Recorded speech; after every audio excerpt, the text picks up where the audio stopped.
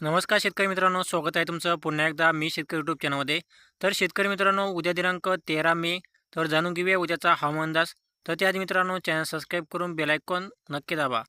तर शेतकरी मित्रांनो, राज्यामध्ये जे आहे गेल्या काही दिवसापासून जे आहे राज्यामध्ये अवकाळी पावसाने जे आहे धुमाकूळ घातलेला आहे. आणि उद्या दिनांक 13 मे, तर उद्या 13 मे रोजी सुद्धा आपल्याला राज्यामध्ये पावसाची शक्यता आपल्याला पाहायला मिळणार आहे.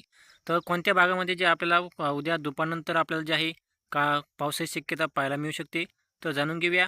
तर पुणे, मुंबई, ढोपली, सातारा, तसेच खोपली, गोळेगाव, जेजुरी, बारामती, इंदापूर, अ, पंढरपूर, कराड, सांगली, कोल्हापूर, रत्नागिरी, तसेच जे आहे आपल्याला लातूर, अहमदनगर, छत्रपती संभाजीनगर, तसेच बीड, जालना, नाशिक, मनमाड, मालेगाव, धुळे.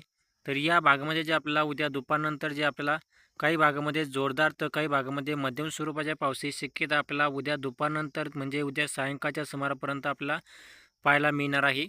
तर शेतकरी मित्रांनो, असेच हवामान जाणून घेण्यासाठी आत्ताच चॅनल सबस्क्राईब करा आणि बेल आयकॉन दाबू शकता. धन्यवाद.